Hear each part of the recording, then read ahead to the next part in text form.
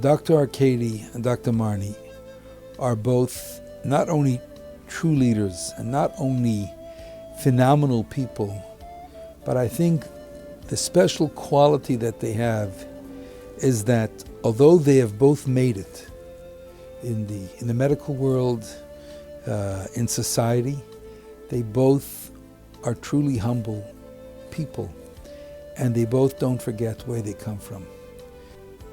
They live chesed all their lives. It's an honor tonight to give respect to these two pioneers that work day and night to help the community and make this community a healthier place for all to live. I was really born in Ukraine, actually, in Odessa. My family and I, we came here in 1989. We landed in JFK Airport after going through Czechoslovakia at the time, Vienna, Italy. We were stuck for almost a year. And then we finally got all of the necessary paperwork to get to the US and, landed kind of kissing the ground. We've made it. And there were people literally boarding a plane in Moscow. And because by the time we got here, the wall had come down and communism was over in a sense, and you could leave freely. We had left as political refugees. Is kind of what honed my drive, and like a typical, I guess, immigrant story, wanting to succeed with my parents' help and devotion to kind of push me along. We weren't an Orthodox family by any means, and like many Russian Jews, communism knocked that out of us, but we were strongly identified, and my parents always made sure of that, but it never went beyond that. I wrote an essay to go on a trip to Israel. I had never been, and it was through NCSY. I was one of the essay winners, and so I got to go on a 10-day trip, 11th grade I think it was, of high school, and it changed my life. When I came back, I changed my college application. I was supposed to go to NYU. I wound up going to YU. So I went to Yeshiva University for undergraduate and started learning more about myself and my background. And then from there to Albert Einstein for medical school, which was very much connected and continued that growth experience for me. And that's when I met my wife, Marni. I grew up in North Edison, where it was very prominent, maybe Reformed conservative community, but not really Orthodox. Rabbi Karlbach ended up meeting my father, and they connected. I remember being 8 years old and like sitting at the top of the stairs and hearing the adults at the table, like midnight, 1 in the morning, 2 in the morning, and I'd know that Rabbi Karlbach was there speaking to my parents late after a shiur that he was giving. A lot of time and effort put into the relationship, and we had in North Edison a Chabad house.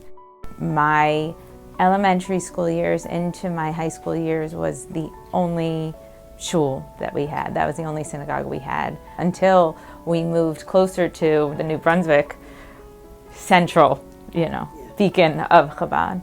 But that was when I was in college. About 3 years ago, I started my own practice locally with the help of St. Peter's.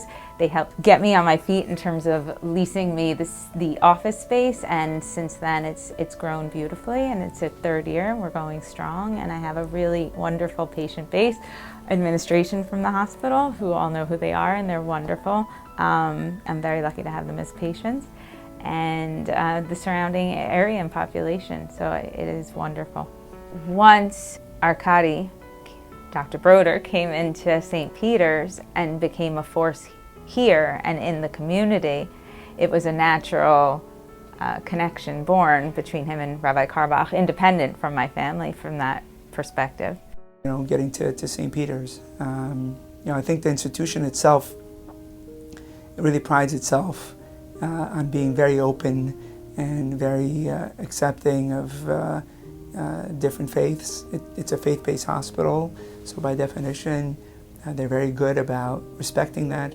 I have a mezuzah on my door, my office on the way in. Because of that kind of environment where we've been able to nurture and develop our correction, our relationship with the Jewish community, with the Lakewood community in particular, we have a growing practice, a thriving practice. Over the last, I'd say, 8 to 10 years, we've developed a subspecialty division. I'm a gastroenterologist. I head the division. I'm also the vice chairman of medicine, so I'm involved in the department in the bigger sense as well. Over the last 8 years, we've really grown. We see patients in 6 different practices, really across the central New Jersey region and as far south as Lakewood, New Jersey. Connecting very closely with Rutgers Chabad. They have a big whole dedicated apartment the hospital built many years ago that also serves the local community when needed. Really being able to, in a very positive way, nurture that relationship. And I think it's a very sort of Jewish, Chabad-centric concept that the way you do something is maybe even more important than the end result. And doing things in a kind way, in a decent way, in a respectful way is really, really very important. We are honored, very honored that Rabbi Carlebach would think of us to be a part of this. We've been going to the dinners for many years, watching very famous, successful people be honored and recognized, including my father and mother-in-law. And to be just in that class of individuals, there is a huge honor. We wouldn't be building the lives we're building in the same way that we're building it if Chabad didn't help me become where my family is and where we are today and where my husband is and how we came together. They didn't grow up religious, and they weren't allowed to in the former Soviet Union. But every night before he went to sleep, my mother-in-law would whisper in his ear, "You're going to become a nice Jewish doctor who marries a nice Jewish woman." And every night, whether they weren't committed and they weren't going to synagogue every Saturday, but there was an understanding and a feeling of this is what's important for you. And I guess from her perspective, I'm sure she's very pleased that he became a nice Jewish doctor and hopefully married a nice Jewish woman. But it is those moments that we have with our children, our spouses, and our community that build those moments and then create something beautiful, hopefully. If you have a young adult in college, at that stage, from your time you're 18, 19 to 24, that is when you're going to change the trajectory of a life.